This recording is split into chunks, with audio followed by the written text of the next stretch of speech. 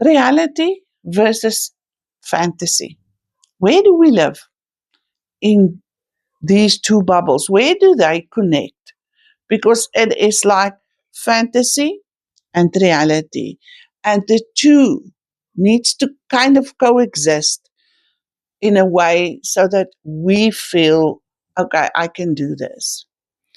And I think this is where the biggest problem, the biggest battle in our minds come from, because sometimes the reality around us where we live is not that nice, and we don't want to see that reality.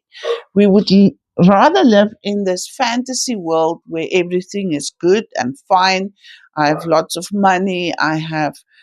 There's no crime. There's no wars. There's no economic hardships. There's no um, family feuds or stuff. The stuff that makes us feel sad, bad, and angry. Um, but we have to realize that we live in reality, in the real world. And if we live in this fantasy bubble in our heads, somewhere along the line, it's going to come crashing down. So I need to incorporate aspects of my fantasy world into my real world. And that is where the problem starts, because we don't know how. And I'm going to talk out of personal experience because that is the best experience. I have a bum knee, as I've said before.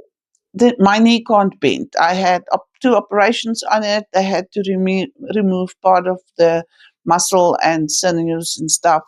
And so therefore my knee is stiff. Can't bend it. They can't help me.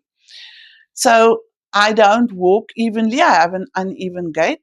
And if I walk faster, it is even worse. And then I start having backache and hip ache and stuff like that. So my fantasy, I want to still be able to run. It's never going to happen. Ladies and gentlemen, I can't go into flight mode. I have to go into fight mode because I can't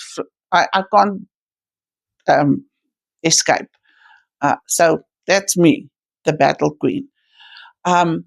And that started when I was 13 years old. So it's been a long time. But I had to adjust. I had to, I can't do my sports anymore. I was into netball and tennis and athletics and stuff like that. I couldn't do that anymore. And it's okay. I found other stuff to do. I still watch sport because I love sport, but I'm the spectator, not the participant. And it's okay. It's okay. I still enjoy that. So part of my fantasy coming together with my reality. Um, and I've adjusted, I think, quite well, even though I have to say it myself. I've adjusted to the fact that I can't do certain things. I can't stand on my knees, which is not such a bad thing. I have to walk slower. Also, quite a good thing sometimes because I can be very impatient, and now I had the need to teach myself to be patient.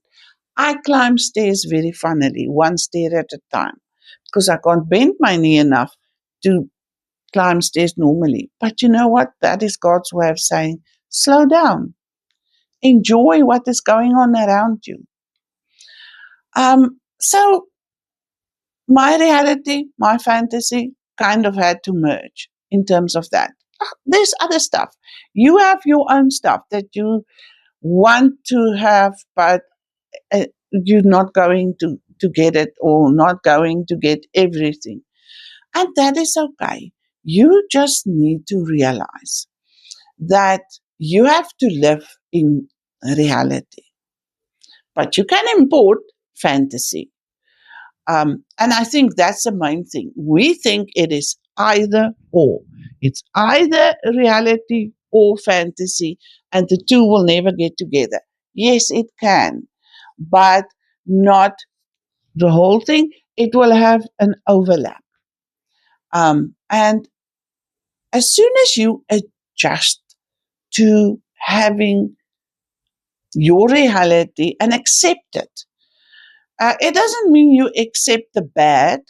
It just means that you accept there are bad things and maybe there's ways in which I can change that, because that is the secret ingredient, that I can adjust my reality. I can change it. I do not need to be stuck somewhere. Why? Because I choose to. I decide to. And that the choices and decisions is something that is so integral to everything we do. I have to choose to be happy for the fact that my children or my son and his family are no longer in reach of me giving them hugs and kisses. They live overseas. And yes, we can see one another once in a while. But that is costing us a lot of money. So it will not be something for birthdays or holidays or whatever. It will be a once in every few years if we are lucky situation. But I have the internet. I can make videos. I can talk to them via a video call. I can see all the videos and all the photos that my daughter-in-law sends me about them, and I can see the happiness. So therefore, my fantasy of having all my children within reach, so that if I want to go visit now, it takes me half an hour or even 2 hours to go and visit. That is no longer possible. But it's okay because I've merged it into my reality via the internet, via video calls, via telephone calls, voice notes. There's so many. So I have used the internet to merge the two. I have adjusted, made the decision that my knee will not hold me back. And therefore, when people look at me now and say, but why don't you, you can use disability. I'm thinking, but I am not disabled. I just can't walk like everyone else. I just can't run. Yes, not possible. I don't, I can't go down on my haunches because I can't. I can't sit down easily on the floor. Yeah, that's not an option anymore. So that's out of my reality, straight into the fantasy someday. No, it will not happen. But it's okay. I made a decision that this will not hold me back. And this is what I want you to realize. Your reality and your fantasy, yeah, it's two bubbles, but you can merge them in a little way. You can take elements of your fantasy, put it in your reality because it's a decision and a choice you make, and have a reality that is better than the one that you had on its own. Ladies and gentlemen, it's not a fight between reality and fantasy. It's a question of making the decision to merge them in certain areas to make your reality that you have to live in a better reality.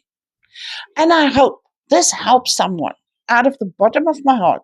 I hope this helps someone decide today that they can live a good reality. So, ladies and gentlemen, if you want to support me, buy me a coffee for all these coffee breaks. The link is in the description box below. And may you have a wonderful reality to live in. Until next time, please like, share, subscribe,